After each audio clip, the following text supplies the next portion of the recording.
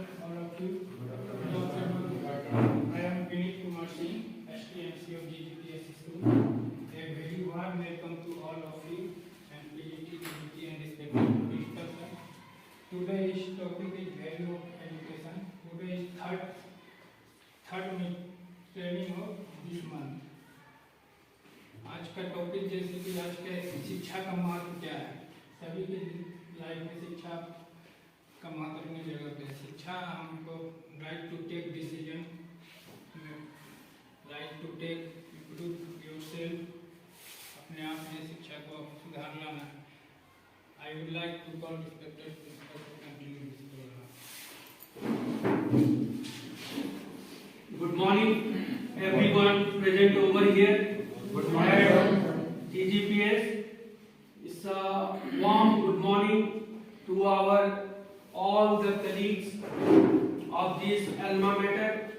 I would like to welcome the Vice Principal of this school, Mrs. Veena Kumari ji, our respected and senior most teacher, Bimal Thakur ji, our respected teacher Madhukar ji, Mr. Amit Sahai ji, Amit ji, and all other teachers, new and old.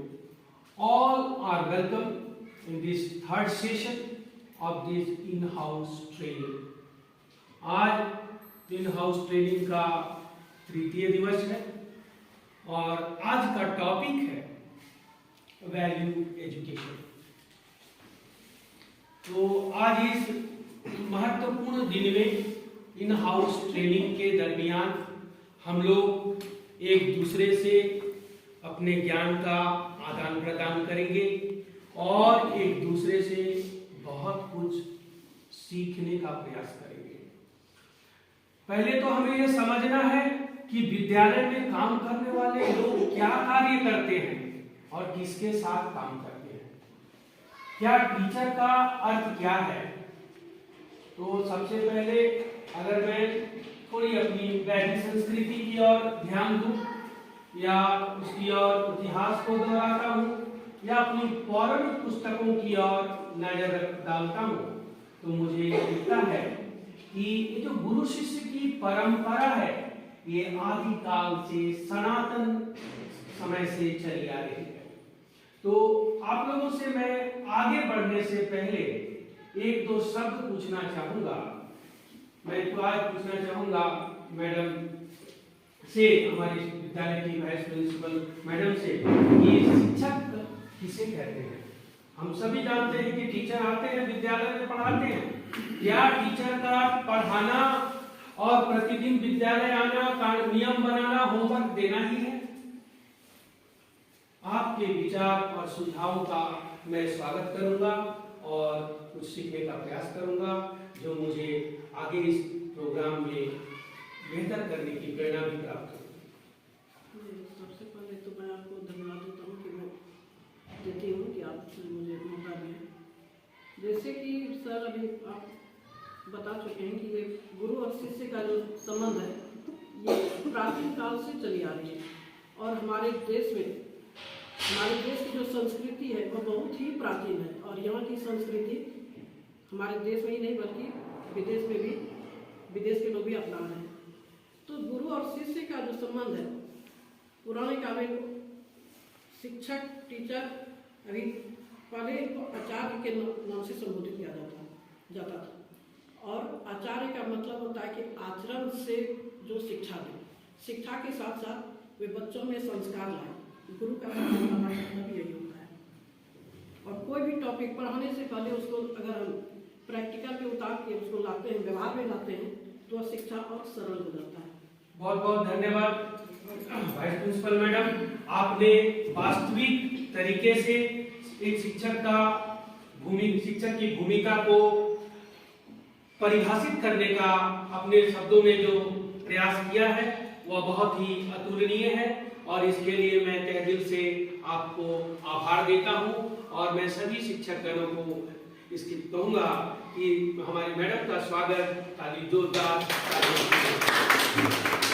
तो our all respected please sit down. Our all respected teachers or mentors, you have heard that she has already narrated the word value education while defining the word teacher.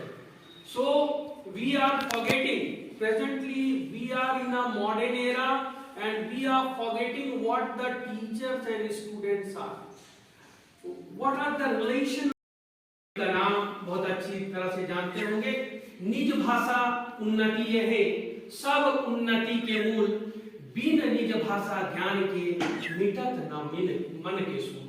होता है निज भाषा वह होती है जिससे हमारे मन के किसी के भाव को हम अच्छी तरह से समझ जाते हैं और उसे हम अवलोकन करने लगते हैं।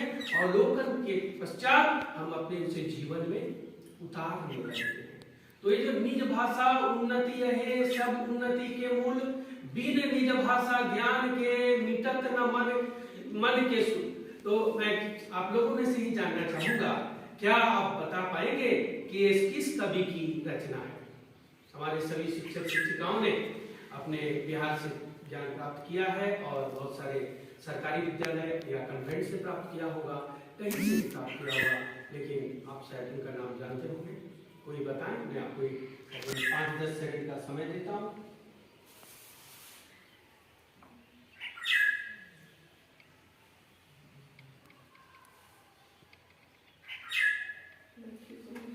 बहुत अच्छा।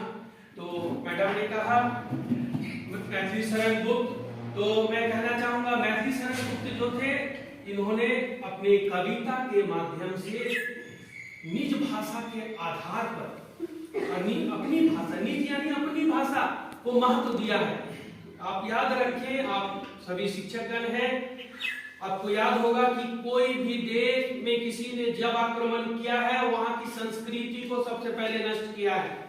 जब तक उस देश की संस्कृति नष्ट नहीं हो सकती, वहीं वहां पर उस देश का कानून, उस देश में शासन करने वाला का अपना आधिपत्य कभी स्थापित नहीं होता या नहीं हो सकता। इसका सबसे अच्छा उदाहरण भारतवर्षीय हो सकता है। तो मैं आता हूं आज की टॉपिक की ओर आगे बढ़ता हूं। आज का टॉपिक है वैल्यू एजुकेशन। आप लोग सभी के पास पेन और पेपर है, आप खुद ही लिखेंगे whether value education and moral education is the same or not, whether value education and moral education is the same or not। क्या वैल्यू एजुकेशन और मॉरल एजुकेशन एक है या नहीं? अगर एक है तो प्लीज नोट डाउन यस, अगर नहीं तो please note down no, and then please tell me what have you written within a second। Please do so, please do fast and tell me।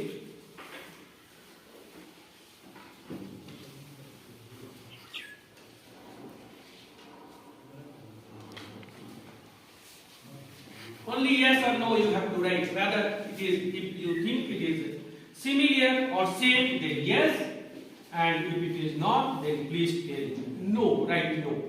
Now please raise your hand, how many teacher can say it is yes? कितने teacher हैं जो बोल सकते हैं कि value education और moral education दोनों बराबर है? कृपया अपना हाथ उठाएं। आप जो बोलेंगे वही सही होगा।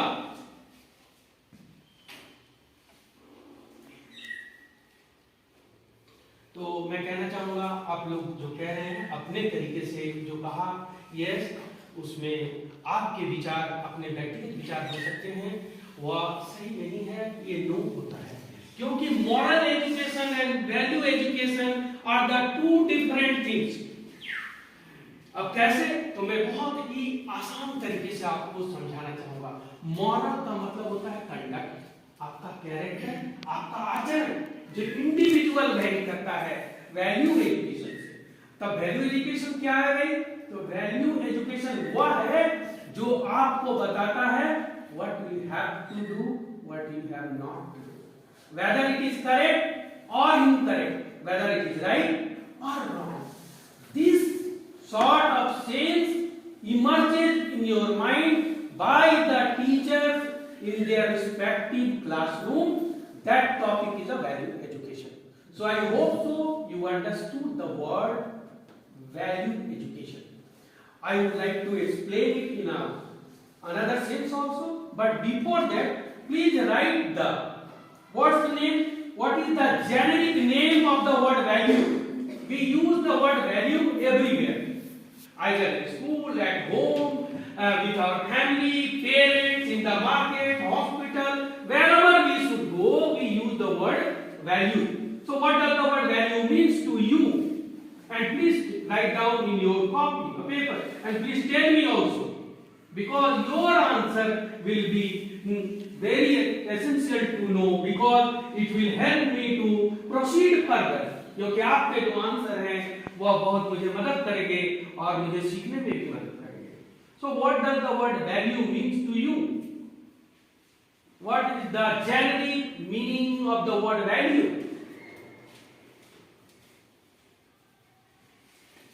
So Gautam sir, please tell what you have written. What is the meaning of the word value? Value का क्या अर्थ है?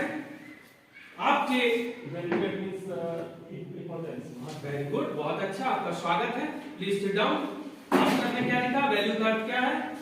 Value education is the basic power. Okay good. आप क्या समझेंगे? वैल्यू क्या क्या अर्थ है? How they affect our life. अच्छा, हमारे जीवन को प्रभावित करता है. दैट्स ग्रेट, बहुत अच्छी बात है. सर आपने क्या लिखा क्वेश्चन सर? हाँ how it effect our life. One word में आप बोल सकते हैं advantage, utility, praise. Okay, utility, praise, appreciate, all these words are value. The topic we are discussing over here, and which I think that topic was already in your curriculum when you were having your B.Ed. जब आप bachelor education degree ले रहे थे तो ये topic वहां आपको पढ़ाया गया है, और शायद आप लोगों को याद भी होगा कि वही वैल्यू एजुकेशन है. अब मैं वैल्यू को थोड़ी अलग तरीके से, I want to tell you the word value in a some different and very simple manner. In a very simple manner आपको मैं बहुत ही आसान तरीके से इसको बताने जा रहा हूं, या हो सकता है आप पहले से ही जानते होंगे. Please our all respected mentors, please look at this picture. Here 4 things are given. 1, 2, 3, 4. So please look at this picture very closely, and then I would like to know from you what the picture is showing to you. And after that I would like to explain about these pictures which is relevant to the topic as a pedagogy. So please observe this, look at this picture very carefully so that you can answer for 2 seconds to 5 seconds, not more than that. Please look at this picture. Here 1, 2, 3, 4. Very simple pictures are given over here. So now I would like to know from Nirbhay sir. Please look at this picture.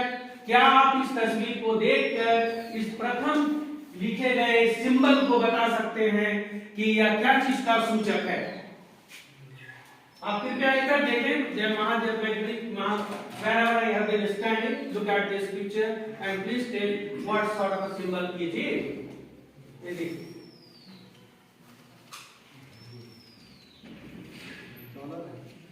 जी बोले dollar का symbol है. इनका कहने का अर्थ है very good, thank you very much sir. आपने ही told that it indicates for money. Thank you very much. Please sit down. Look at this second one. ये दूसरा क्या दिख रहा है, और फिर तीसरा क्या दिख रहा है, चौथा क्या दिख रहा है?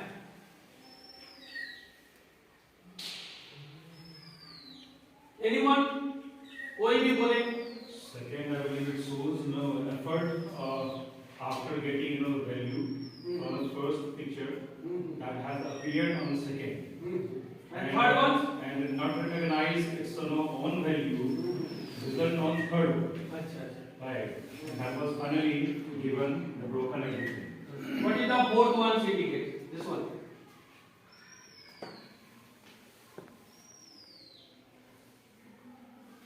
ओके, तो बिना समय व्यर्थ किए मैं इन 4 संकेतों को इसलिए आपके सामने रखा ताकि इसके बारे में मुझे आपको वैल्यू शब्द के बारे में बताने में बहुत आसानी हो, ताकि हम लोग का एक पढ़ाने का जो तरीका है, हम लोग जो बीएड के कोर्स में सीखे हैं कि this is our method of teaching and which I am going to apply and you all teachers used to apply in your respective classroom in your classes.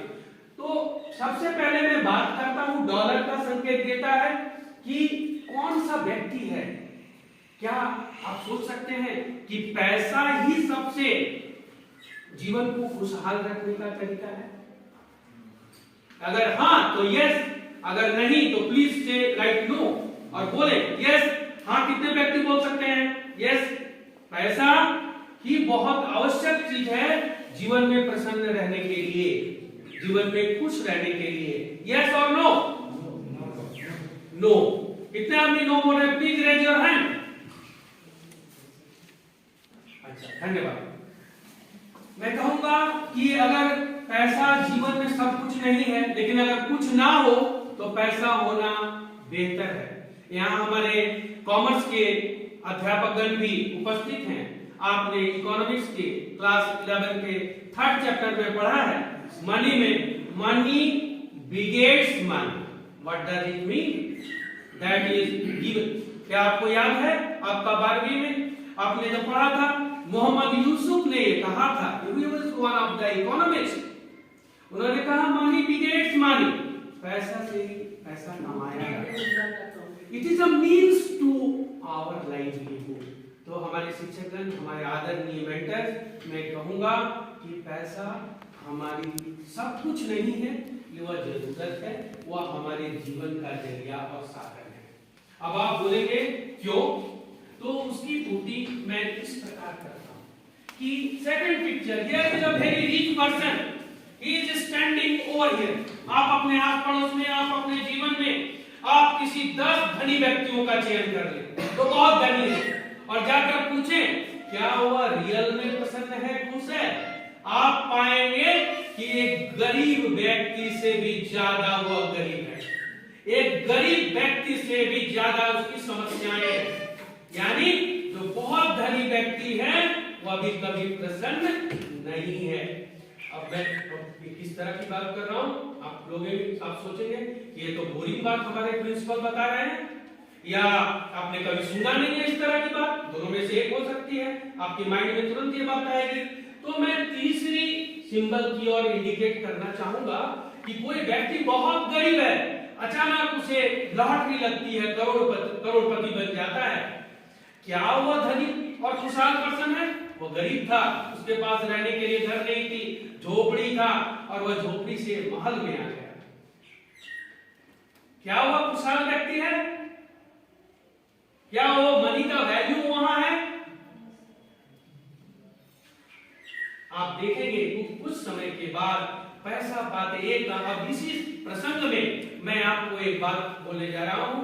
अगर आप लोगों ने मन से अगर अपने विद्यालय में हिंदी की पुस्तक को पढ़ा होगा तो आपने, या मैडम जी हमारे बहुत सारे हिंदी के शिक्षिकाएं विद्यमान हैं, तो मैं कहना चाहूंगा कनक कनकते सौगुनी मादकता अधिकाय, यह पाए गौराय, यह खाए गौराय। यानी कनक कनकते, कनक का दो अर्थ है, एक सोना और एक धतूरा। हम जब धतूरा को पान करते हैं तभी मुझे नशा आता है और पागलपन मुझ में सवार आता है। लेकिन व्यक्ति जब अचानक धन संपत्ति उसको मिलती है, उसे देखकर वह पागल हो जाता है। तो आप अगर चाहेंगे तो बाद में इसमें कौन सा अलंकार छिपा है, श्लेष या यमक, अपने मैडम से पूछ भी, क्या मैं मैडम जान सकता हूँ इसमें कौन सा अलंकार है?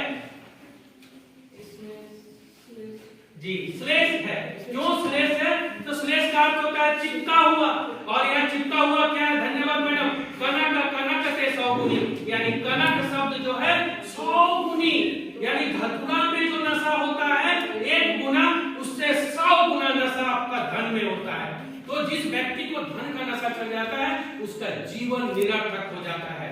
इसीलिए मैंने कहा है कि पैसा संपत्ति जीने का साधन है, लेकिन सब कुछ नहीं है। अब मैं चौथा देखिएगा प्यार को, तो ये हृदय का ये तो दिल का, सभी को प्यार मोहब्बत करना अच्छा लगता है। कोई ऐसा व्यक्ति यहाँ नहीं होगा जो प्यार मोहब्बत नहीं करता, मैं भी करता हूँ। हमारे परिवार है, हमारे पेरेंट्स हैं, हमारे फैमिली है, हमारे माता पिता हैं, हमारे मित्र हैं, इन्हीं के साथ हम प्यार स्नेह से बात करते हैं, सम्मान करते हैं। तो क्या ये वैल्यूएबल है? तो आप अब इसको मैं और एक आसान तरीका से समझाता हूँ।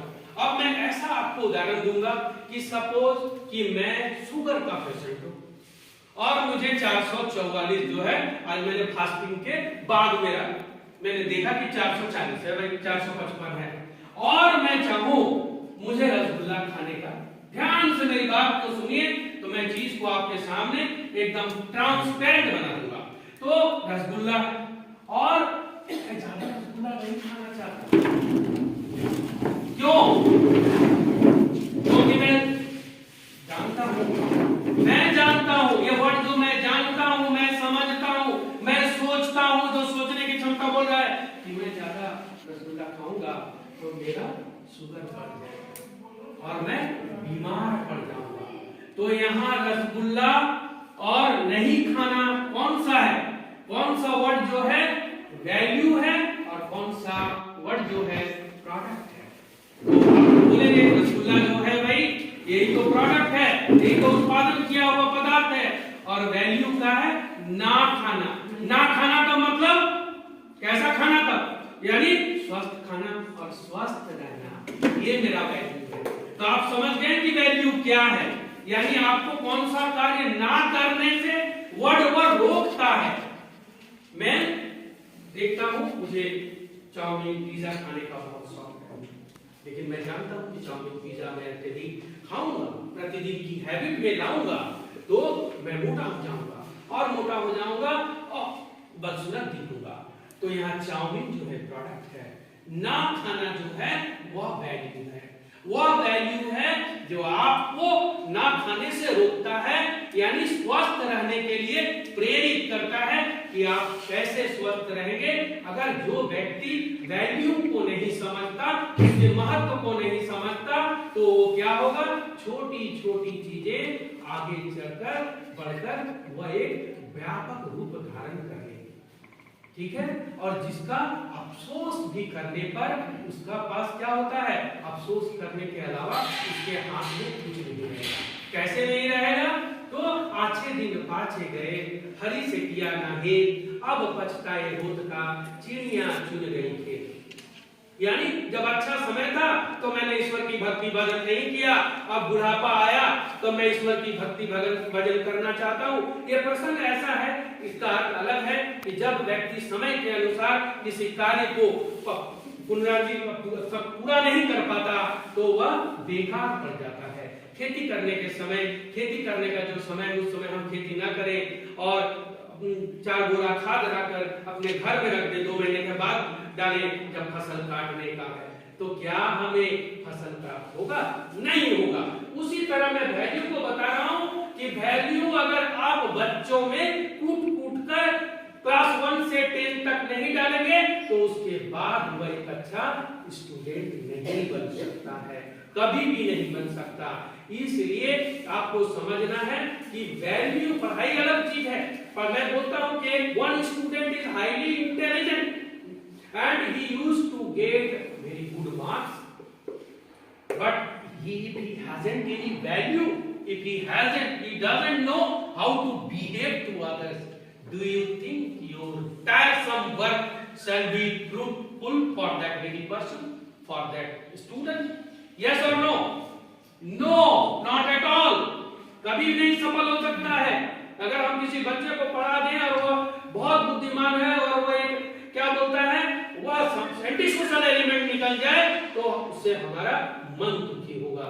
ना ही हम दुखी हुए, उसका जीवन करियर गया, उसके पेरेंट दुखी हुए, उसके फैमिली दुखी हुए, वह सोसाइटी के लिए एंटी सोशल बना, वह समाज और देश को खतरनाक कर सकता है। तो आपके हाथ में, आपके पास कितनी बड़ी ताकत है कि आप बच्चे को पढ़ाते हैं। इसीलिए वैल्यू एजुकेशन आवश्यक है। वैल्यू एजुकेशन इसलिए नेसेसरी है कि जैसे ही आप अपनी विद्यालय के प्रांगण में प्रवेश करते हैं तब वैल्यू एजुकेशन के अंतर्गत आती है। हम वैल्यू एजुकेशन के बिना कल्पना ही नहीं कर सकते। तो मैं अभी जिस टॉपिक में था उसकी अंतिम टॉपिक थोड़ी इसको कंक्लूजन में लाना चाहूंगा। अब मैं कहना चाहता हूं कि इन सब चीजों से भी आपने देखा कि आपके पास रुपये का उतना महत्व नहीं है, वो भी आपके साधन है, खुशी भी जो है, धन जो है वो भी कुछ नहीं है, प्रसन्नता जो है। अब देखिए प्रसन्नता क्या होता है, हैप्पीनेस। प्रेम में भी आपने देखा कि उतना स्नेह प्रेम से भी हटकर कोई चीज है। आपने देखा कि पैसे का भी उतना वैल्यू नहीं है, आपका शांति का भी कोई वैल्यू नहीं है, रीच होने से भी कोई वैल्यू, उससे भी चढ़कर कुछ आ रहा है, बढ़कर कुछ है, प्रेम का भी कोई, तो वह चीज क्या है? वह चीज आपकी फीलिंग है। अब आप क्या जानते हैं, यहाँ पर बहुत सारे टीचर्स हैं कि फीलिंग कौन कैसे काम करते हैं। उस तरह का फीलिंग आपके मन में कहां से आता है? ब्रेन, जो न्यूरॉन को ब्रेन मैसेज देता है न्यूरॉन को, न्यूरॉन का किस ग्लैंड से हमें फीलिंग होती है, और फीलिंग होते समय कौन सा केमिकल इमर्जेंस होता है, उसके बारे में भी मैं आपको बताना चाहूंगा। यदि आप साइंस के बहुत सारे हमारे टीचर उपस्थित हैं और इसको गहराई से आपने अगर ब्रेन की मैकेनिज्म को पढ़ा होगा, जो ईश्वर ने God gifted power brain mechanism बनाया है, वह पावर आज तक इंसान नहीं बना पाया है, ना बना पाएगा। इसीलिए मैं कहना चाहूंगा, इसको और साधारण करने के लिए मैं आपको एक छोटा सा उदाहरण देता हूं कि मान लीजिए हमारे एसटीएनसी सर के पास एक पेट एनिमल है और वह एक पेट एनिमल को लेकर बीच में जाते हैं, beach by the side of the sea, और देखते हैं कि कुछ ही दूर, कुछ समय के पश्चात उनका जो पेट है 100 मीटर की दूरी में जाकर वह डूबने लगता है। और दूसरा परिदृश्य देखते हैं कि एक व्यक्ति जो अनजान है, जिसको वो नहीं जानते हैं, वह डूबता है।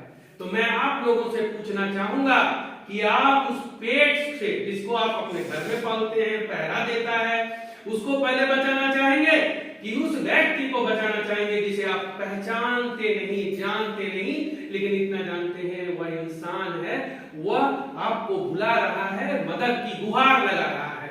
तो किसे? एसटीएमसी साहब, मैं आपसे ही निवेदन करूंगा कि आपके विचार, क्योंकि पेट आपका ही है, तो आप क्या करना चाहेंगे? क्योंकि पेट के प्रति आपने बहुत प्रेम भी है, अपने पेट खरीद भी रखा है और उसकी हिफाजत भी करते हैं।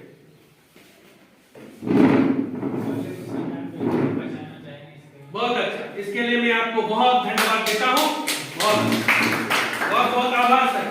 तो इन्होंने अपने विचारों को, एसटीएनसी हैं, ये सब जानते हैं कि ट्रेनिंग कैसे कंडक्ट की जाती है, ये बात की गहराई को भी जानते हैं, इसलिए इन्होंने बहुत ही अच्छा उदाहरण दिया कि पहले मैं उस व्यक्ति को बचाऊंगा, लेकिन मैं अन्य किसी विज्ञान शाखा के टीचर से पूछना चाहूंगा कि जिस पेट को वह दिन खरीद के लाए हैं, देखभाल करते हैं और बहुत सारे भोजन अलग से देते हैं, गर्मी के दिन में एसी लगी रहती है, उसको उन्होंने क्यों नहीं बचाया, उस व्यक्ति को बचाया? क्या आप लोगों के पास कोई ऐसा जवाब है? सार्थक रीजनेबल आंसर, तो प्लीज टेल खुर्शीद सर, कृपया बताएं। आपके विचार, आपके व्यू को बोलेंगे, जो वैरी कर सकता है person to person, please tell. Thank you sir. मैं तो सर बायो का टीचर नहीं हूँ, लेकिन फिर भी मैं चूँकि वैल्यू से रिलेटेड पॉइंट है कहना चाहूँगा जी कि पेट हमारे नज़दीक है और वो मेरा प्यारा था, लेकिन एक अनजान आदमी जिसे मैं नहीं जानता हूँ, वहाँ उसके प्रति हमारा कर्तव्य ज़्यादा हो जाता है। लेकिन जिस व्यक्ति को आप यहाँ कहना चाहते हैं कि जिस व्यक्ति को, जिस जंतु को आपने प्यार से पाला, जिसको ज्यादा बेहतर जानते हैं, उसको आपने मरने के लिए छोड़ दिया, और जिस अनजान व्यक्ति है उसके लिए आप कुछ करना चाहते हैं? नहीं सर, मैंने मरने के लिए नहीं छोड़ा, मैं उसको सेकेंडरी पर रखा हूँ। बहुत अच्छा, धन्यवाद, बहुत धन्यवाद। तो सर प्लीज बी सीटेड। इन्होंने बहुत ही, इसके लिए मैं आपको बहुत आभार दूंगा, अपने बहुमूल्य आंतरिक विचारों से सभी के सामने प्रदर्शित किया, जो वास्तविक और सार्थक है। क्योंकि ऐसा कहा जा सकता है कि इंसान जो है जानवर को खाते हैं, और हम लोग खाते भी, हो सकता है कोई वेजिटेरियन हो वो नहीं खाते। इंसान जानवरों को खाता है, जानवरों को इंसान, हम जानवरों को खाते हैं। तो इस तरीके से हम सोचें कि जानवर को हम खा सकते हैं, लेकिन इंसान को नहीं। अब आपके मन में एक प्रश्न आएगा, सर ये कुत्ता था। ये कुत्ता कौन सा जानवर इंडिया में खाते हैं आप? इसके पहले मैं मौका दूंगा हमारे आदरणीय विज्ञान शाखा के शिक्षक महोदय को, वो कुछ कहना चाहिए।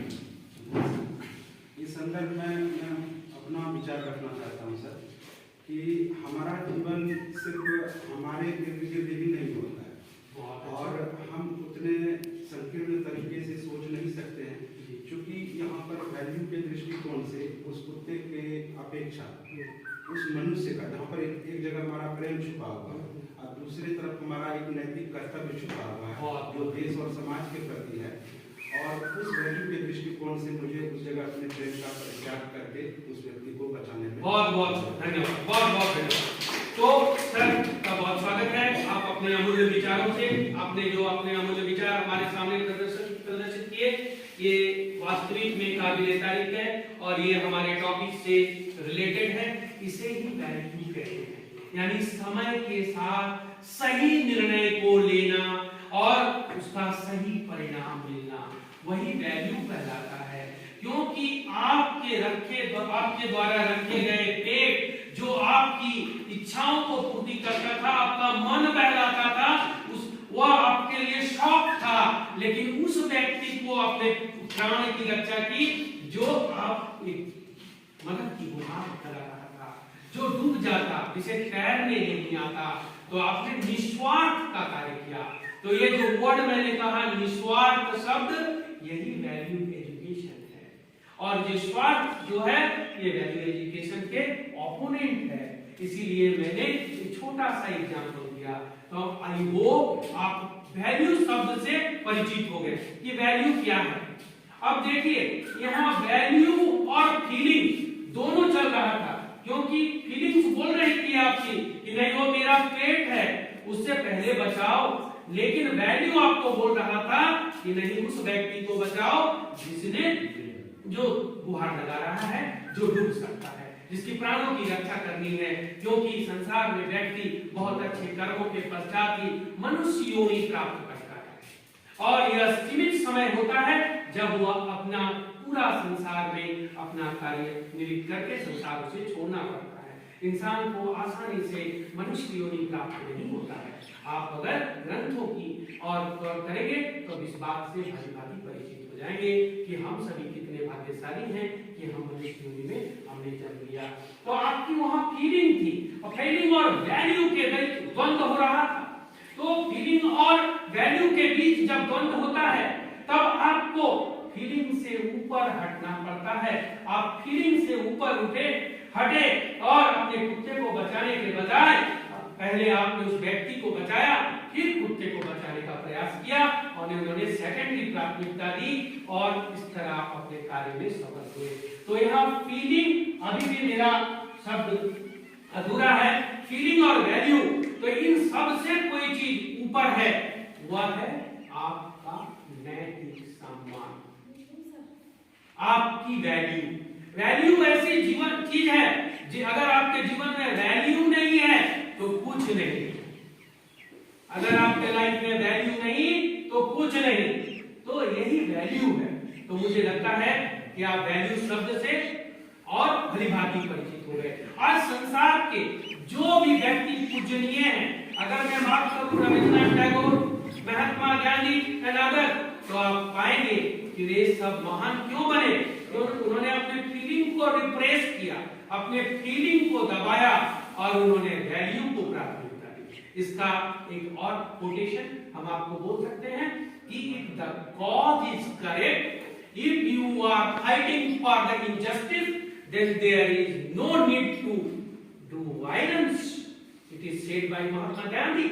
महात्मा गांधी कहते हैं आपका अगर कारण सही है, आप अन्याय के प्रति लड़ रहे हैं, तो आपको वेपन उठाने की आवश्यकता ही नहीं है। वहां उन्होंने वैल्यू को दर्शाया कि आपका जेन्युइन कॉज है, और जेन्युइन कॉज के लिए आप अपनी मांग पूरी कर सकते हैं।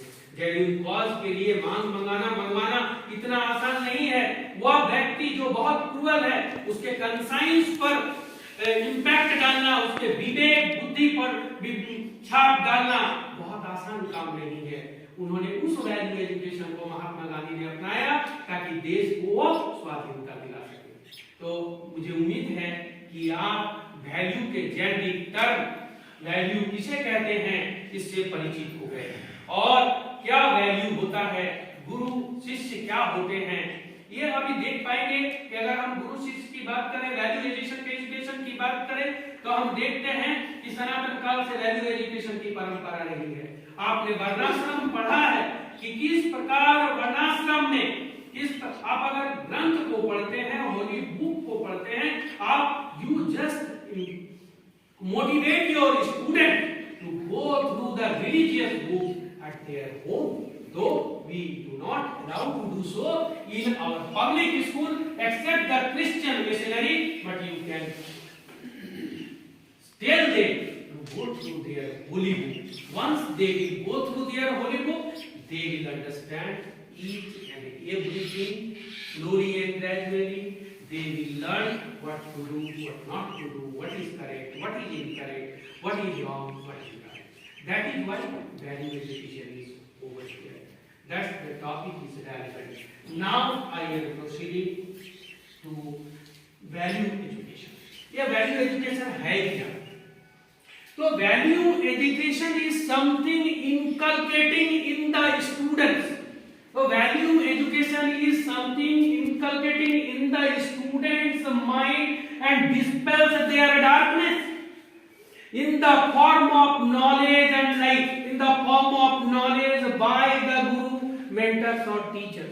Value education वह है जो बच्चों में के मन की अज्ञानता को दूर करके उन्हें ज्ञान की ओर ले जाता है, वही value education.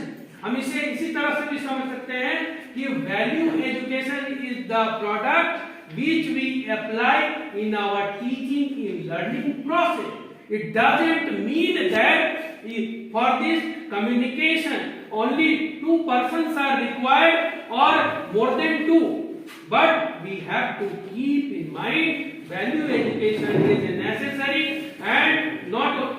That's why CBSE has given priority for this training, and value education is one of them, and that's why we are going through value education, because we can never imagine our life without value education, not in a school, not in at home, neither somewhere else. Means we cannot imagine our life without value education. So this is value education. Now please listen. Here value education is given, which I have already told you. Education means learning or studying existing knowledge and cultural heritage. I have also discussed many times that education is not an end, it means to an end. मतलब शिक्षा कभी समाप्त नहीं होती और यह एक समाप्त होने का साधन है, but in the arena, in the field where we are working, we have to learn and come to know in a lifelong process. जिस क्षेत्र में हम लोग हैं, हम लोगों की शिक्षा ग्रहण करना, जानने की सीमा कभी भी समाप्त नहीं हो सकती। यह तब समाप्त होगी जब हम इस क्षेत्र से ही हट जाएंगे। तो first one is what education means learning और studying existing knowledge and cultural heritage. Why here existing knowledge is given? Because I have told you that we cannot teach anyone. We just help to teach someone, help to learn someone, help to grasp someone, help to understand someone. Human beings have achieved a lot from the start, and it would be unfortunate to lose all these achievements. Human beings have achieved a lot from the start. अगर हम human beings जो हैं वह प्रारंभ से ही अगर सीखते हैं तो बहुत कुछ प्राप्त कर सकते हैं, अर्जित कर सकते हैं। Our behavior, our perception is what we have learned either by getting instruction or by observing things around us. We can split the education system into 3 types. हम लोग शिक्षा को 3 भागों में बांट सकते हैं। क्या क्या है? एक फॉर्मल है, दूसरा इनफॉर्मल है, थर्डली नॉन फॉर्मल है। Value education is about learning social and moral skill. Value education क्या है? तो वह सोशल और लर्निंग स्किल को, मॉरल स्किल को जानने के बारे में है। It focuses on developing physical, mental, emotional and spiritual aspect in student. बोलता है कि वैल्यू एजुकेशन वह है जो किस पर विकास करता है, फिजिकल, उसके शारीरिक, ये शारीरिक, पढ़ाई से शारीरिक का क्या मतलब है, यह मेंटल यानी मानसिक, उसके बाद इमोशनल भावनात्मक, स्पिरिचुअल आध्यात्मिक aspect in student, promoting personality development and social cohesion. So all these things are over here related to value education. So this is what we used to say value education. मैं कहना चाहूंगा कि value education को हम किस तरीके से समझ सकते हैं। उसके बाद आप लोगों को एक वीडियो दिखाना चाहूंगा कि आप देखेंगे कि आप समझ पाएंगे कि कैसे जापान ऐसे देश में जहां पर तादाद पॉपुलेशन इतना ज्यादा होने के बाद भी छोटे से छोटे कार्य को एक बड़ा छोटा सा बच्चा किसी भी कार्य को करने से हिचकिचाता नहीं है, अगर मतलब झिझकता नहीं है। कोई व्यक्ति उसको उस देश के बारे में कुछ बुरा कहे वो कभी नहीं सह सकता। अपने देश के लिए प्रति कैसा सम्मान करता है। उसके पहले मैं कहना चाहूंगा कि हमारे वैल्यू एजुकेशन में just quote one word individual, आप सभी 5 से बोलिए कि वैल्यू एजुकेशन में आप बच्चों को कौन सा टॉपिक पढ़ाते हैं। बहुत सारी चीजें हैं टॉपिक की, कौन कौन सी? अप्रिशिएशन, सर ने कहा प्रशंसा करने वाली। सर तो प्रशंसा कब करते हैं हम, ये समझना है। प्रशंसा का बैकग्राउंड, ओरिजिन कैसे तैयार होता है, कितना लेबर करना पड़ता है, उसको फ्लाइंग कलर में पहुंचना पड़ता है, तब उसे अप्रिशिएशन। दूसरा क्या है, ऑनेस्टी हो सकती है, सिंप्लिसिटी हो सकती है, अभी आपने उदाहरण दिया था, सैक्रिफाइस हो सकती है, डिवोशन हो सकता है। डिवोशन, अब सर क्या बोलना चाहेंगे कि क्या क्या एक दो यू हैव टू से इन वन वर्ड कि मॉरल वैल्यू एजुकेशन जो है, एक शब्द बताएं कि आप बच्चों को पढ़ाते हैं जी। जस्टिफिकेशन उन्होंने क्या कि जस्टिफाइड किया जाए, लेकिन ये सब हायर लेवल ऑफ थिंकिंग की बात होती है। सिंपली बच्चों को पढ़ाएं honesty, punctuality, okay, how sharing attitude, how truthfulness, honest, and then what meaning stewardship, these are the things, how to be self to do and learn good manner, differentiate good and bad. Now I am going to tell you about something. If your student is doing something, then just, I am not saying just teach them and realize them that they have done wrong. If you are not doing so, it means you are neglecting your duty. And though we are pupils mentor, I am no exception to this rule. I sometimes, whenever I used to do mistake, I accept it. Yes, it was my fault. I didn't do so. मुझे ऐसा नहीं करना चाहिए था। ये एक अच्छे व्यक्ति की पहचान है। अब इसका मैं एक और उदाहरण दूंगा। आप अगर हिंदी पढ़े हैं तब, मैं तो पढ़ा नहीं है, फिर भी मुझे जानने की प्रवृत्ति है। आप क्लास 12 में जाएंगे तो केकई का अनुताप बोलकर एक पोएम है। केकई का अनुताप, अनुताप का अर्थ होता है पश्चाताप। मैथिली शरण गुप्त का ही लिखा होगा या किसी का होगा, मैं उतना याद नहीं है। मैं वाइल टूरिंग द क्लास, जब मैं राउंड द क्लास करता था तो हिंदी की कोई शिक्षिका पढ़ा रही थी क्लास 12 में, मैं सुना था। तो क्या बोल रहा है, कर के पहाड़ सपाप मैं कैसे मौन रह जाऊं, करके पहाड़ सपाप मैं कैसे मौन रह जाऊं।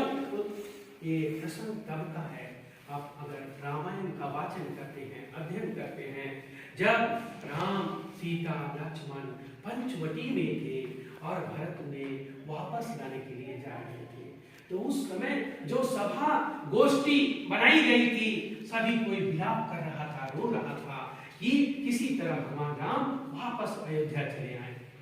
तब कई खड़ी होती है और कहती है, इस शब्द को कहती है कि मैंने बहुत बड़ा अनर्थ किया है, मैंने बहुत बड़ा पाप किया है राम, मैं आपके सामने नतमस्तक होता हूँ और मैं इतने बड़े पाप को करके कैसे मैं शांत रह जाऊं। यानी क्या, वह हमें सिखाती है, हमारा धर्म हमें सिखाता है, हमारा तरीका हमें सिखाता है कि गलती करने पर उसे स्वीकार करना सीखो।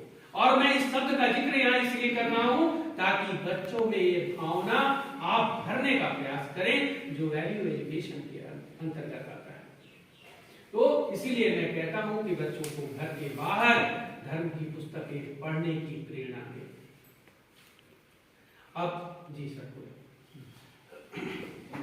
वैल्यू एजुकेशन के संदर्भ में मुझे एक संदर्भ याद आया। जी जी बताइए। तो मैं सबों के समक्ष व्यक्त करना चाहता हूँ। जी जी आप सर, ये कहानी है, घटना है महाभारत काल की। जी। जिस समय दुर्योधन और युधिष्ठिर सभी भाई शिक्षा के लिए द्रोणाचार्य के पास हुआ करते थे। जी। तो द्रोणाचार्य ने एक शब्द, एक सेंटेंस को सिखाया, प्रत्येक दिन मॉरल वैल्यू के बारे में। जी। हर एक दिन कुछ न कुछ जी सिखाया। जी। तो उसी में था कि सदा सत्य बोलो। जी। ये पाठ को याद करके आना था। जी। और सभी लोग आए तो बोले द्रोणाचार्य की कल क्या याद करने दिया था। सब लोगों ने बताया बारी बारी कि सदा सत्य बोलो। उसमें से युधिष्ठिर खड़ा होते हैं, वो कुछ नहीं बोलते हैं, तो बोलते हैं क्या तुम्हें पाठ याद नहीं हुआ? जी। तो वो युधिष्ठिर बोलते हैं कि गुरुजी मुझे याद नहीं हुआ।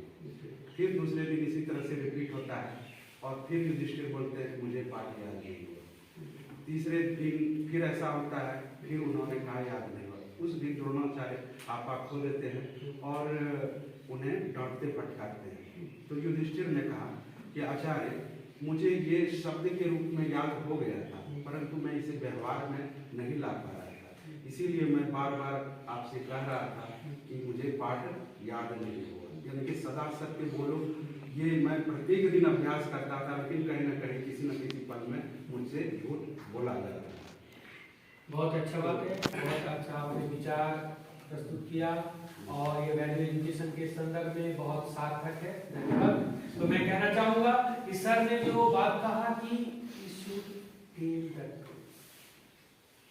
Because a life has no leg to stand on, क्योंकि हमें सच बोलना चाहिए। We should speak the truth, क्योंकि झूठ की टांग नहीं होती।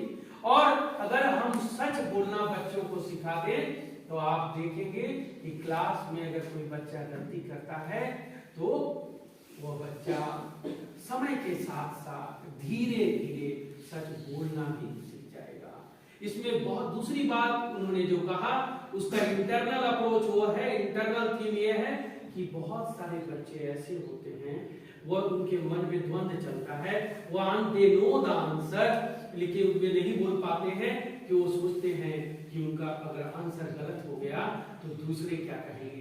तो ये मन की जो भाव है बच्चों में, भय जो बैठा हुआ है, उस अंधकार को दूर करके उसे एनकरेज करते हुए, प्रोत्साहित करते हुए आगे बढ़ने की, साथ साथ सच बोलने की शिक्षा दें। और ये प्रारंभ से ही हो सकता है, बाद में नहीं। एक there was a ruler who had a hobby to roam around in a jungle in his leisure hours, in free hours. He used to love birds and animals. Everyone, once he reached during the evening, it was the evening time, the cold wind was blowing and he was thinking something else, and he reached in the dense forest. And finally, he lost on his own way how he would have to come out from the jungle. Though it was evening time, then he at last anyhow he reached at the periphery of the jungle. Though he was very tired, hungry, and thirsty, he had seen there were 3 students who had books in their hand. They were approaching on that way. No sooner he had seen them, he called them, he told them that he was very thirsty, hungry, and tired, whether they could give them something to eat. Then one of them, there were 3 students. 2 kept quiet, The same thing I am going to tell you. They had also food, they were also rich, but they were thinking if they would tell their parents would scold them, they will tell them no.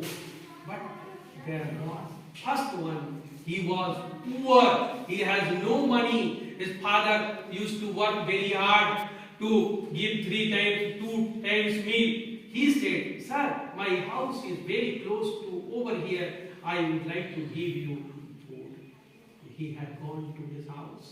There were only 2 chapatis was there of his share, and vegetables he has brought, and give him, serve them that very person with a glass of water.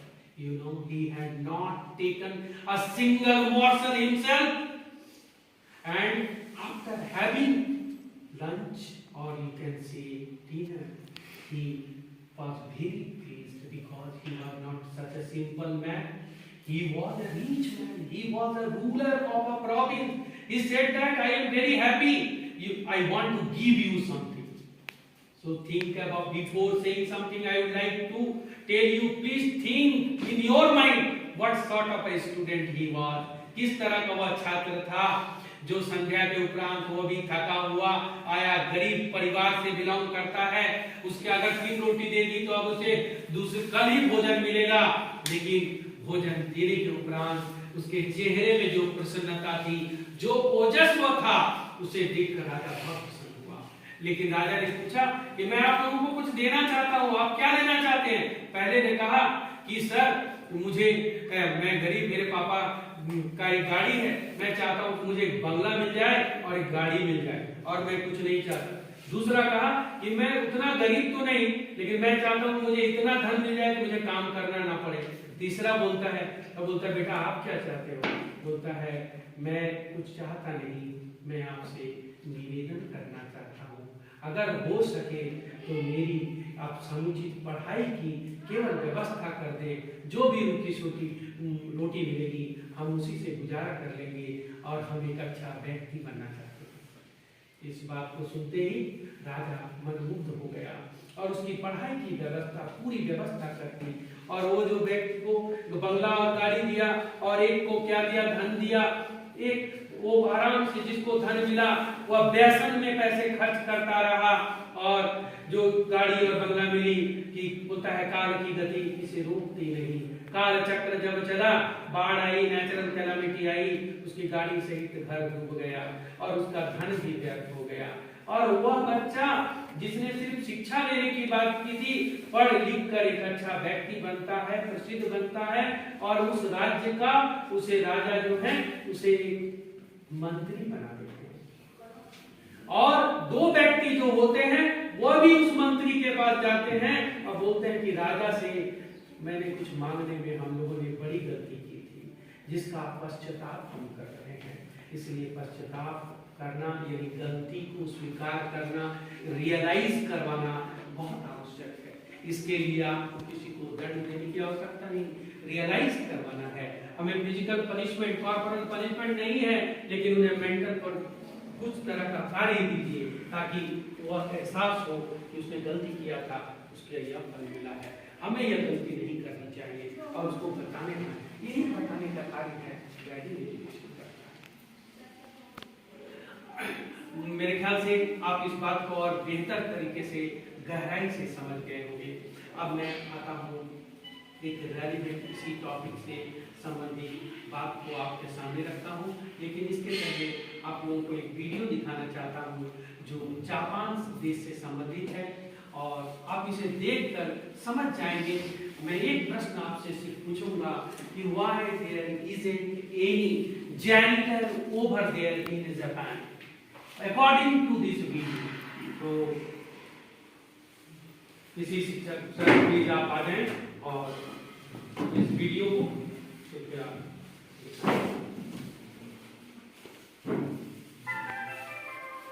ध्यान से देखें।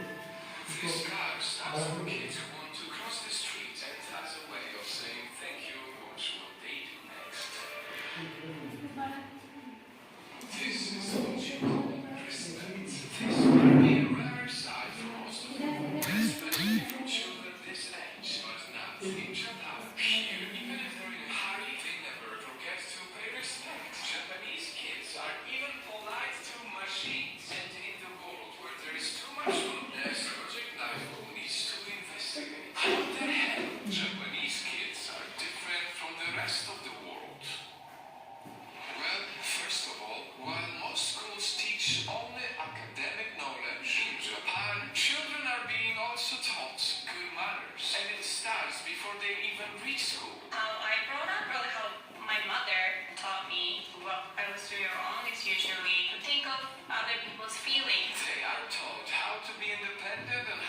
sense of responsibility by letting them go to their schools on their own every single day, no matter the age. I'm not kidding.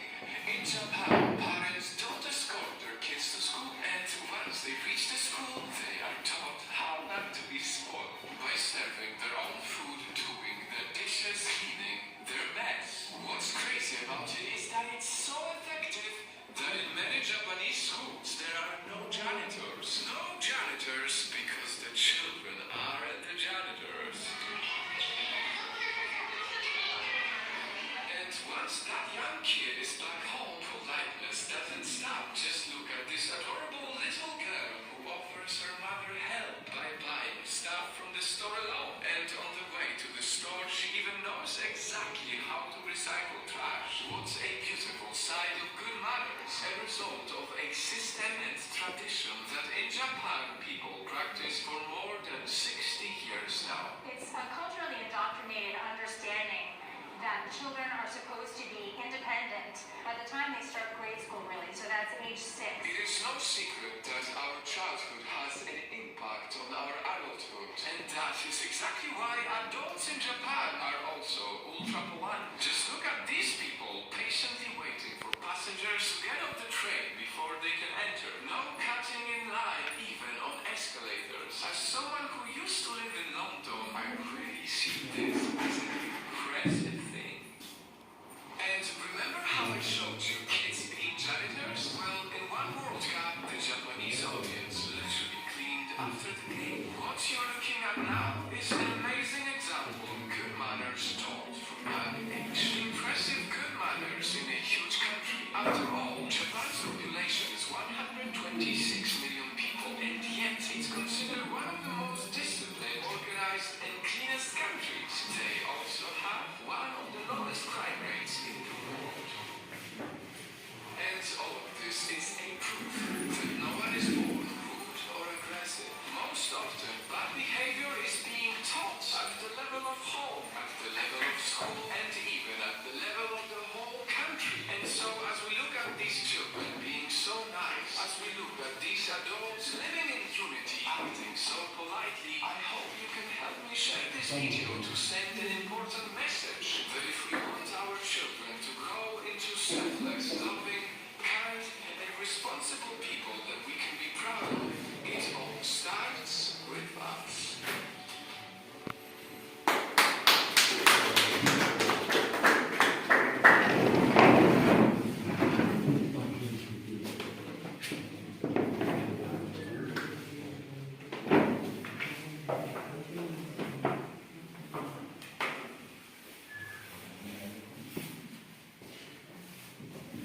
You all are requested to please have your seat.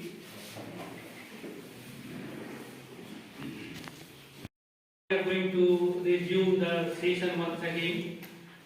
The second part of this topic is why do we need value education? We understood value education why, but it is important. Why do we need value education in high school?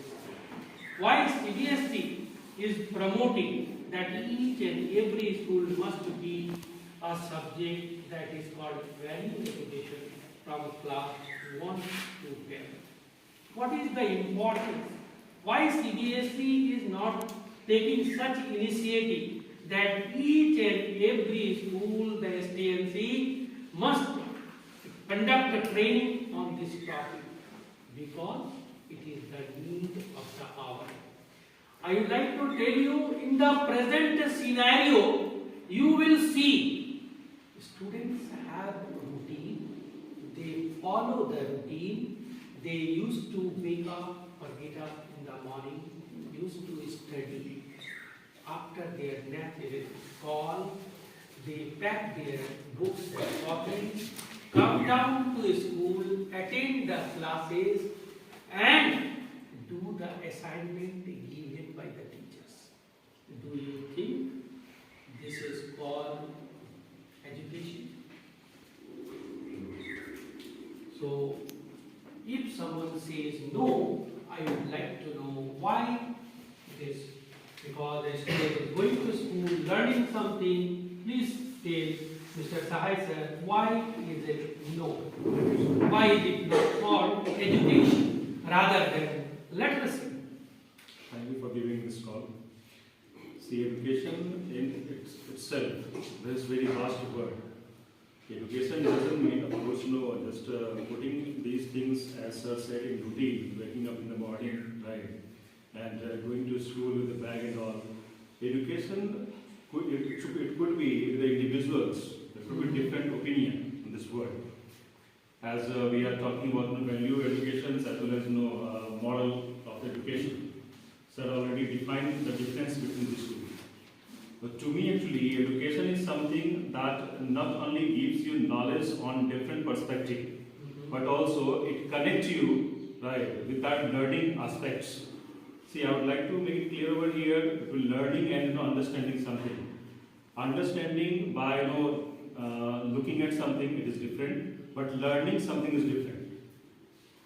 Right. If I give you some example, you will say that I understood. Of course, you understood that.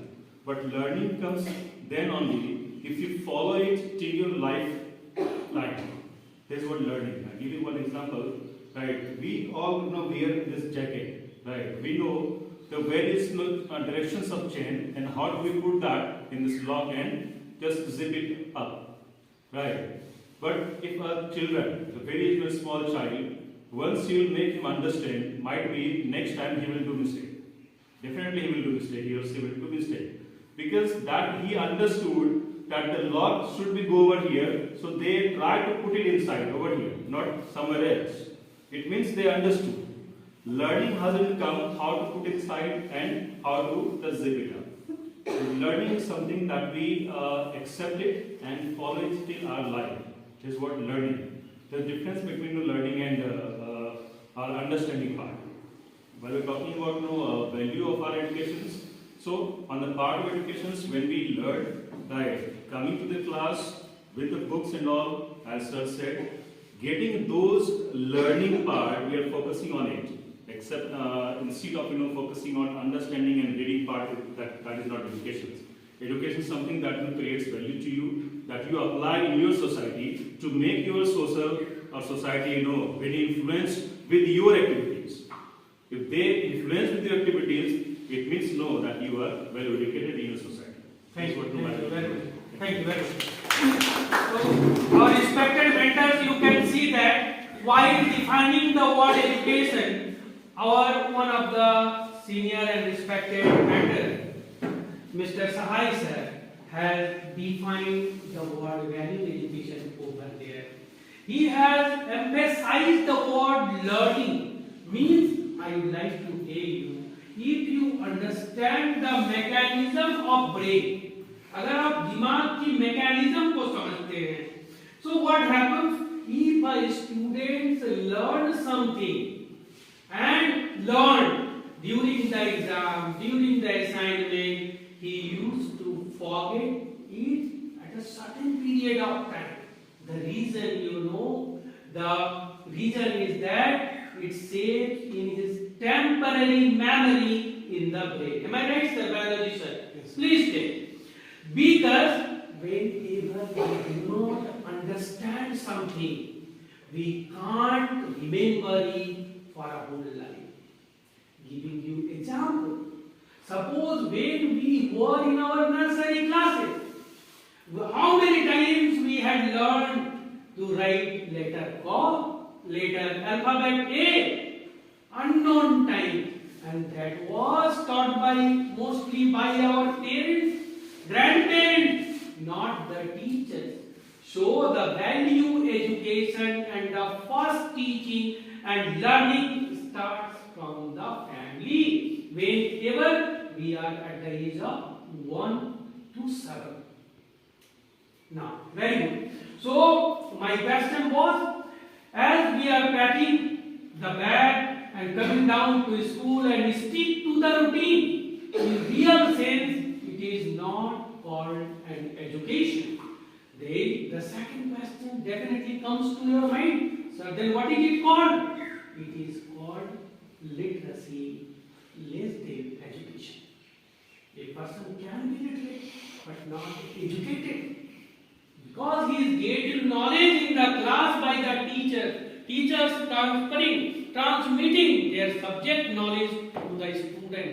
A student can get good marks or grade and he can be rated first in the class. Suppose that very student doesn't know about anything, the subject value education, but a student is very intelligent, very meritorious, outstanding, but he never speaks the truth. He is very cruel in nature. He is very hard-hearted. He disobeys everyone. He never fears anyone. He does according to his own will without thinking what is good or what is bad. So think after certain period of time what he will do for himself, what he will do for his family, what he will do for his society, and finally what he will do for the nation. That I have already discussed, and you can understand that. That's why whenever you are getting such sort of a student in your classroom, you must counsel yourself, try to counsel twice, thrice. If you couldn't, then tell that very student to be counseled by the head of your school. Give, but you do not give any opportunity to change his mind. Because it is possible only when he or she is in a lower classes. It couldn't be upgraded in higher classes. That's why suddenly I remembered the quote of Mahatma Gandhi. Vivekananda. What is the quote? The quote is that education is the manifestation which is already. Education is the manifestation of perfection in the mind of human being. It means that बोलता है कि मेरी education जो है हर आदमी में है, तो क्या नहीं है भाई, तब उसके पास it has no idea, no knowledge, no value. That's why what is required for us, it is required how to evolve their hidden internal soul to understand, to know something. And you are the mentors who could do that by deriving away their darkness from their minds by your knowledge only. And that is possible by the teachers only. Nobody else can do this. Because the work you are doing, that is one of the best work, best job in the world. That is why it is said, Guru Gobind दो खड़े काके लागू पाव बलिहारी गुरु आपने गोविंद दियो बताए. यानी ईश्वर और गुरु दोनों खड़े हैं. एक बच्चे को संशय हो जाता है कि मैं सबसे पहले किसको प्रणाम करूं, किसके सामने नतमस्तक हो जाऊं. तब ईश्वर कहते हैं कि आप सबसे पहले उस गुरु को प्रणाम करो जो आपको ईश्वर तक ले जाने का मार्ग दिखाता है. यानी उस गुरु को सबसे पहले प्रणाम करो जो आपको इस संसार में ज्ञान का प्रकाश देता है और सच्चाई से अवगत कराता है.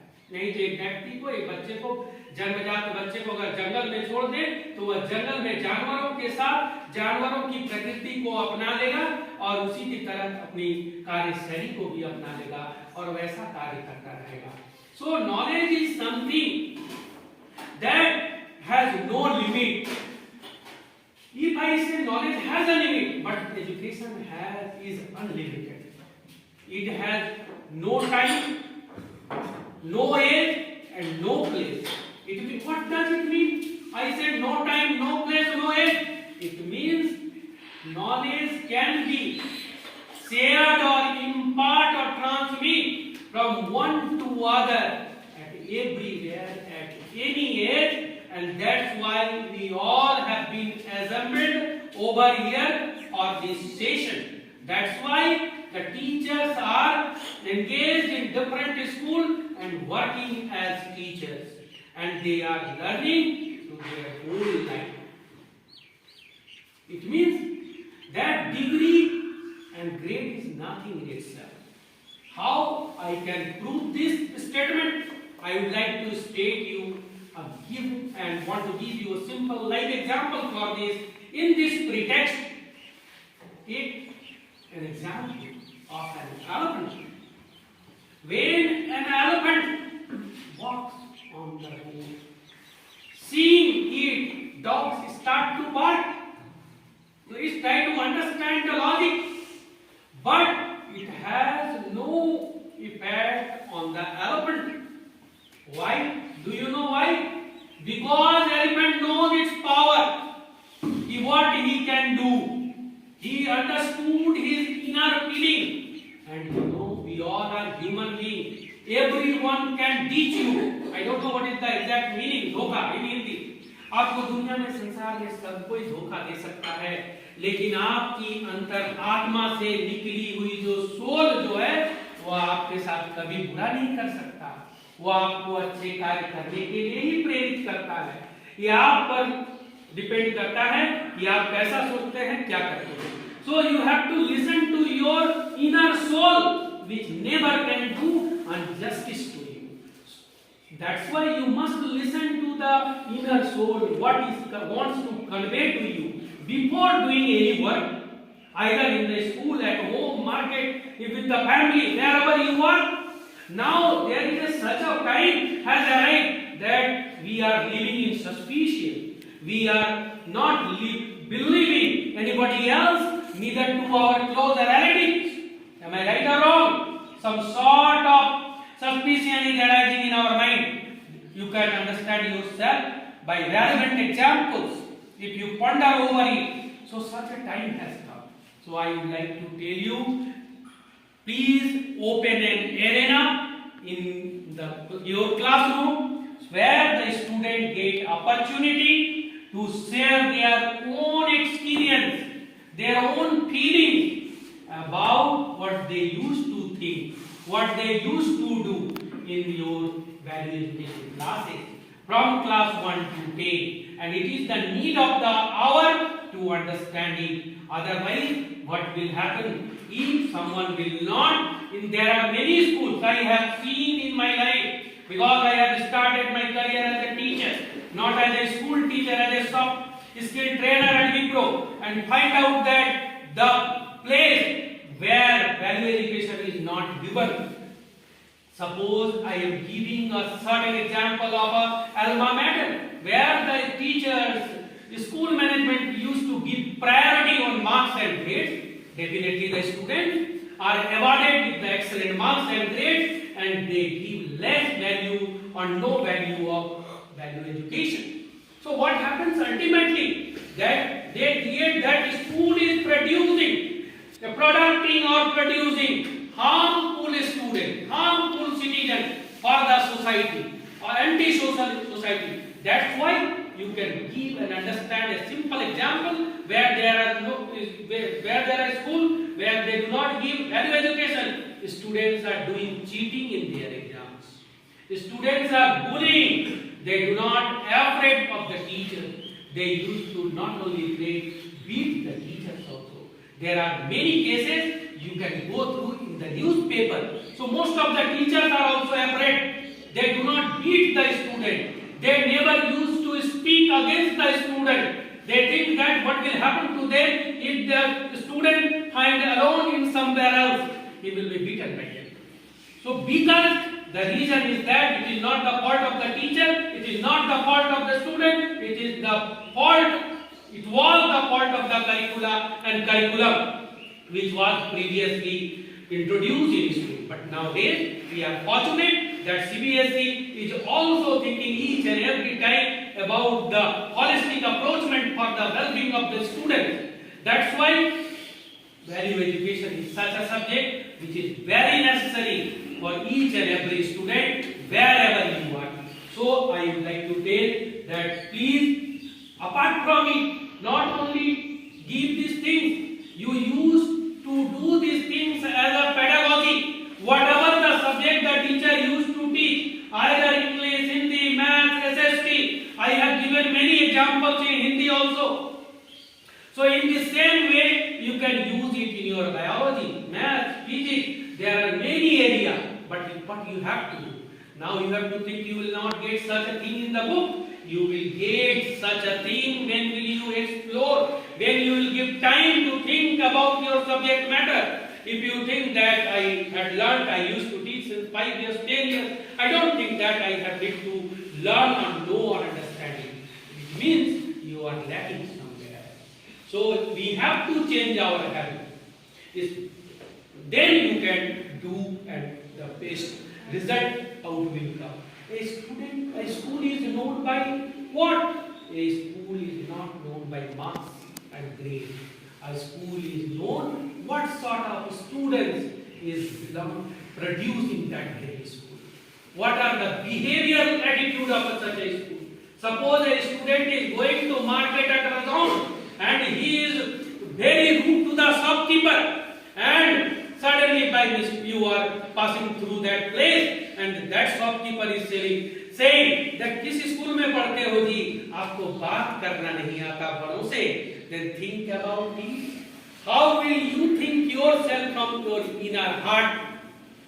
Though he is not your son, though he is not something else, but in spite of it, there is a great bond of attachment with you of that very student. So that's why I am telling you, we have to do something extra else so that the holistic approach development can take place in the student. No, it will not take in a single day. एक दिन में सब कुछ नहीं होता. तो क्या होता है, एक मान लीजिए, मैं आपको एक छोटा सा उदाहरण देना चाहूंगा इस प्रसंग में कि एक दिन में सब कुछ नहीं हो सकता. एक बच्चा जो जुअर है, जिसको 10-15 आता है, उसको एक दिन में हम 50 नहीं कर सकते, लेकिन हमें सोचना पड़ेगा कि एक दिन में हम कितना कर सकते हैं. हम अगर एक दिन में 50 नहीं कर सकते तो 2 मार्क्स उसका बढ़ा सकते हैं, उसको बढ़ाने की प्रवृत्ति सिखा सकते हैं. कैसे? इसके लिए मैं कहूंगा कि हम जैसा सोचते हैं वैसी क्रिया हमारा दिमाग टच कर लेती है और वही चीज हमारे आदत में आ जाती है, और जब आदत में वो चीज आ जाती है तो हम ऐसा करने लगते हैं. सपोज आपने एक पेन ले लिया और कुछ लिखना शुरू किया. देखो, आपको देखना है कि गॉड का ब्रेन का मैकेनिज्म कैसा बनाया उन्होंने. आपने सोचा आप लेटर लिख रहे हैं अपने पिताजी को, तुरंत आपने लेटर लिखना प्रारंभ कर दिया. अब ये ऐसे नहीं होता कि य ऐसे होगा, अ का बटन दबाना होगा. आप कंप्यूटर में काम करें तो आपका अ का बटन दबाना होगा तब आप, लेकिन ईश्वर ने जो ब्रेन और मैकेनिज्म तैयार किया हुआ है, आपने लिखना है विद्यालय, तुरंत आपका उंगली के साथ वॉल लिखा जाता है. ऐसा मैकेनिज्म कभी इंसान नहीं बना सकता, ये संभव नहीं है. आपकी जो आदत है वह एक ग्लैंड में, वह दिमाग जो है न्यूरॉन क्या करती है, मैसेज भेज देती है और वह न्यूरॉन को फायर करती है, और वही हैबिट जो है गैंग्लियन ग्लैंड जो है वहां पर वह एब्जॉर्ब करने लगता है और उसी तरह की आदत हो जाती है. आप इसका सबसे अच्छा उदाहरण समझ सकते हैं. रात को आप नींद में सोए हैं, मोबाइल की घंटी बजती है, आप नहीं देखते कि नंबर क्या है, आप बटन दबाते हैं, कॉल रिसीव कर लेते हैं. ये आदत है, ये आदत पड़ती है. यानी मेरा कहने का अर्थ है कि आप अगर 1 से बच्चों को ऑनेस्टी, ट्रूथफुलनेस, हार्ड वर्किंग का अगर पाठ पढ़ाएं, सेल्फ सेक्रीफाइस, तब वो कुछ कर सकता है. डिवोशन का पाठ पढ़ाएं तब वो कर सकता है, नहीं तो अचानक नहीं हो सकता. डिवोशन की बात जब मैं बात करता हूं तब आपने सुना होगा कि who was Panna. How many you are aware about her? Panna भाई. Yes, Panna Bhai. Panna was a faithful maid. She belonged to Rajputana. What happened? She was a nurse only. The word nurse we use nowadays. No, वो एक भाई थी. इसकी दाई थी राणा सांगा. जब राणा सांगा की मृत्यु बहुत कम समय में हो जाती है, तब उस समय के बाद उनकी पत्नी बीमार पड़ जाती है और उनकी भी मृत्यु हो जाती है. तो उनका एक नवजात बच्चा वो महारानी जो है पन्ना भाई को दे देती है. उनके आंख अपने बच्चे को दे देती है और कहती है ये इसे तब तक तुम संभालो जब तक इस राज्य का यह उत्तराधिकारी न बन जाए. यहाँ पर आप देखेंगे वैल्यू एजुकेशन की कितनी बड़ी बात किया जा रहा है। इसे तब तक संभालना जब तक यह यहाँ का उत्तराधिकारी न बन जाए।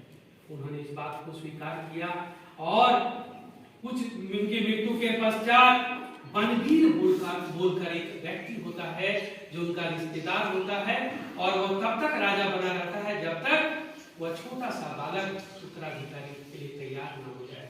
तो उसके मन में इतनी लालच आ जाती है, वो इतनी राज्य का पाने की लिप्त आ जाती है कि वह चाहता है कि वह हमेशा राजा ही बना रहे। उस छोटे नवजात शिशु की हत्या करना चाहता है। उसी हत्या करने के क्रम में जब पन्ना भाई को यह सूचना प्राप्त होती है कि बनवीर नंगे तलवार को लेकर बहुत क्रोधित होकर राजमहल के उस प्रासाद की ओर आ रहा है जहां राजकुमार सोए हैं पद्मावत, तो वह क्या करती है, दुर्भाग्य से या सौभाग्य से आप कहें कि उनका भी एक पुत्र होता है, उसी उम्र का होता है। वह तुरंत राजकुमार के सनी वस्त्र को परिधान को उतार कर, जेवरात को उतार कर अपने बच्चे को पहनाकर और राजकुमार के जगह उसे सुला देती है। बनवीर क्रोधित होकर आता है और अपनी नंगी तलवारों को लेकर क्रोध से भरा महल की ओर आता है। पन्ना भाई की पूछता है कि वह राजकुमार कहाँ है, और उसी समय वह पालने की ओर जाता है और तलवार से उस बच्चे को उसकी माता के सामने दो टुकड़े में विभाजित कर देता है। आप इस कारुण दृश्य को सुनेंगे तो आप सोचेंगी कि कैसी वह माता थी, कैसा यह भारतवर्ष। उसके पश्चात उसे विलाप करने का भी समय नहीं मिलता। उसके पहले ही उस बच्चे को वह अपने घर के उसी महल के एक वृद्ध व्यक्ति को कहती है जिसे टोकरी में ले जाकर छिपाकर मंदिर के पीछे तब तक मेरा इंतजार करना जब तक मैं वहां न पहुंच जाऊं। उसे एक आंख से एक बूंद आंसू निकालने का समय नहीं मिलता। उस नवजात शिशु को वह चादर से ढककर बाहर जाती है और उसे ही कब्र में डालती है। रोने के बजाय वह चुपचाप उस बच्चे को सुरक्षा के लिए आशा खान के पास जाती है। आशा खान उस छोटे से रियासत के राजा थे और बताती है कि इसके माता पिता की मृत्यु हो गई है। आप अच्छी तरह से जानते हैं, आप भी एक राजा हैं और इस बच्चे की, राजकुमार की पालन पोषण की जिम्मेदारी एक राजपुतानी आपको देती है और आप उनसे वादा लेती है कि आशा खान से, आशा खान है नाम, तो क्या आप उनसे वादा लेती है कि यह बच्चा को तब तक आप देखभाल करेंगे जब तक यह बड़ा न हो जाए। इसके बाद वह चुपचाप महल को चली जाती है। वह मन ही मन विलाप करती है लेकिन आंख का एक कतरा भी नहीं बहाती है। सभी को पता चलता है कि राजपुताना के आने वाले राजकुमार खत्म हो चुके हैं। जब नियत समय आता है तब क्या देखते हैं कि वह वापस आता है, आशा खान के साथ आता है, उसे राज्याभिषेक होता है और उसे राजा बनाया जाता है और बनवीर को फांसी की सजा मिलती है। तो यहाँ पर इस कहानी से, इस प्रसंग से आप सीख सकती हैं, क्या सीख सकती हैं कि डिवोशन क्या है। डिवोशन का मतलब लॉयल्टी होता है। ये क्या है, कैसे आता है? किसी व्यक्ति के पास इतना त्याग बलिदान कहाँ से आ सकता है? वह त्याग बलिदान ही वैल्यू एजुकेशन की सीख देता है। इस तरह में छोटी सी कहानी आपके सामने इसलिए प्रस्तुत किया कि इस तरह की कहानियों के माध्यम से आप अपने क्लास में, वर्ग में अपने बच्चों को कुछ बेहतर करने के लिए प्रेरित करें जो हमारा वैल्यू एजुकेशन से संबंधित है और इसका फल आपको एक्सेलेंट मिलेगा, बहुत अच्छा मिलेगा। लेकिन हाँ, शिक्षक शिक्षिकाओं को अपने डेकोरम ऑफ द स्कूल को पालन करते हुए सभी कार्य को कार्यान्वित करना पड़ता है। इसे आपको अवश्य सोचना पड़ेगा। मैंने जैसा कहा कि कोई भी काम धीरे धीरे प्रारंभ होता है। जैसे वन से प्रारंभ करना है तो हम तभी उसे बेटर कर सकते हैं। अचानक हम 10 में उसे नहीं सिखा सकते हैं, क्योंकि जो मैं अपना उदाहरण दूंगा, अगर मुझे ये कुछ नहीं आता है, ऐसा एक कुछ चीज फैक्टर नहीं आता है जिसे हम 5-6 से सीखते हैं और 10th में जाकर हमें ट्रायल एंड एरर मेथड सिखाए, कोई पूछता है, हम कहाँ से बोल पाएंगे? हमें टेबल ही नहीं आती है तब उसका हेल्प करना, हमें एलसीएम ही नहीं आती है, हमने मिलिटरी फैक्टर ही कभी नहीं सीखा है। इसलिए कहूंगा कि अपने सब्जेक्ट को पढ़ाते समय बच्चों को जहां भी मौका मिले वैल्यू एजुकेशन अवश्य पढ़ाएं। कोई भी व्यक्ति एक दिन में बहुत कुछ बेहतर नहीं कर सकता, लेकिन आपको धीरे धीरे वो बहुत जल्दी अच्छा कर सकता सकता है। इसके उदाहरण देंगे कि एक क्लास में 3 बच्चे थे और तीनों बच्चे बहुत अच्छे थे, वो पढ़ाई भी किए। 30 वर्ष की उम्र हुआ तो तीनों का विवाह भी हो गया समय पर। अब तीनों में देखा जाता है कि जब विवाह हुआ, खाता पीता घर, काम और बिजनेस और परिवार देखा तो सभी का स्वास्थ्य और बढ़ गया, वेट भी बढ़ गई।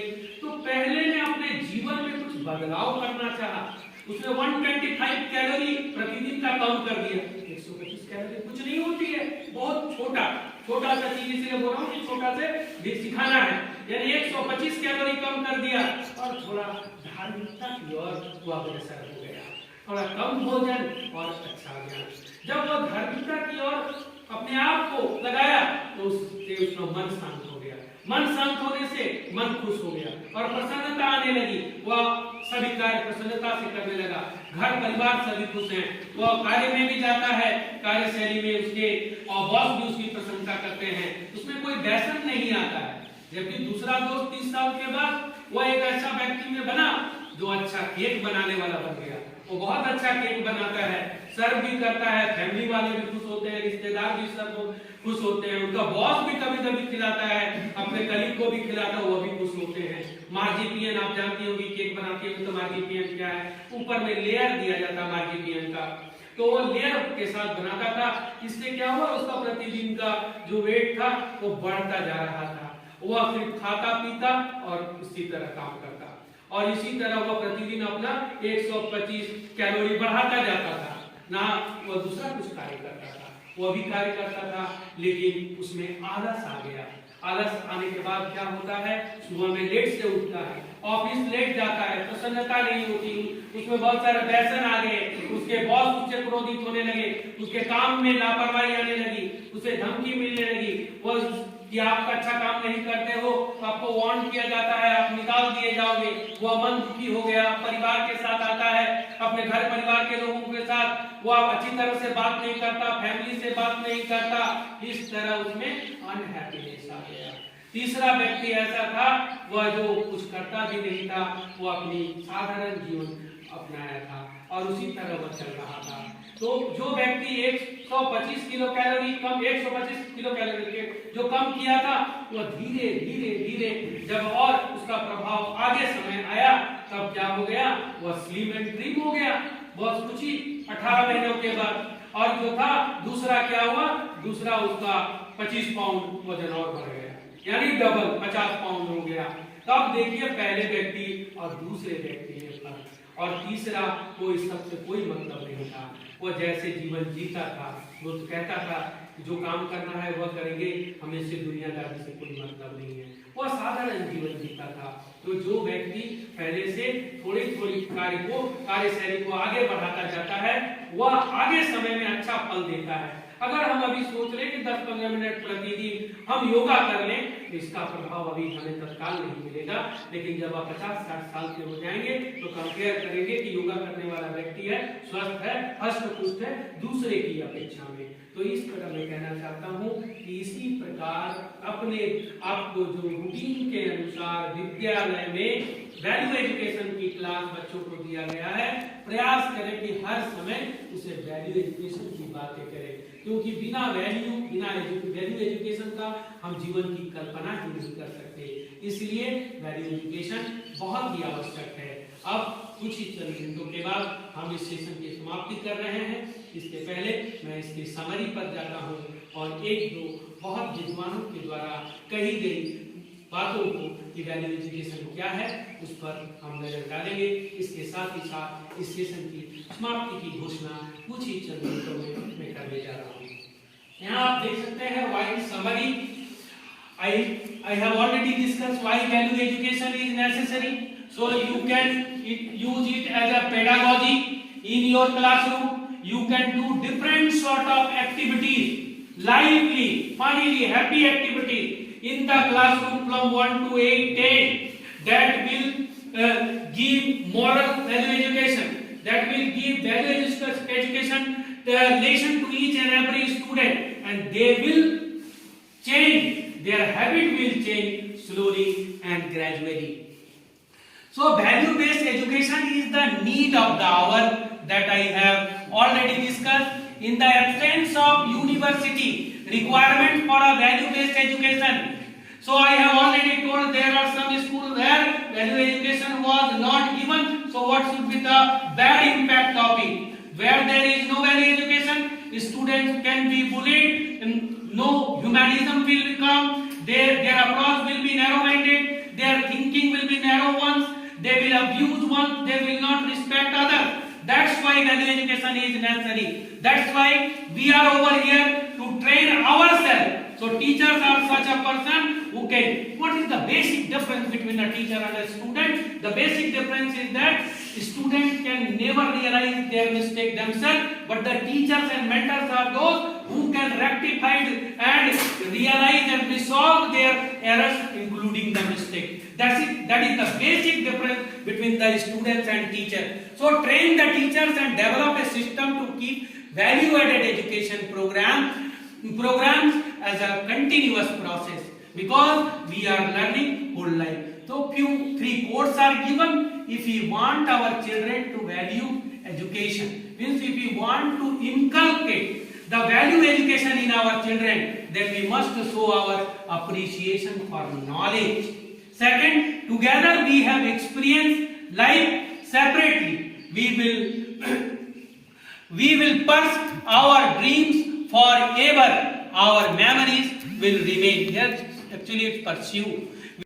Are some students who know the answer in spite of knowing they are in a dilemma whether they will do good or bad. So encourage the student. I hope the time has arrived to end the session, and I will tell once again all of our respective teachers that if you have any sort of question in your mind regarding value education, so you are free to ask me. I would like to share the answer with you, and I would like to give you special thanks to all the mentors of this alma mater that they were present over here. They listened to me very sincerely, and they understood also how to follow the value education in their day-to-day activities, in their classroom, and also as a pedagogy. Thank you very much. Now I will request the STNC of the school to give question paper to each and every teacher, so that you can also understand how they understood the training. Thank you very much.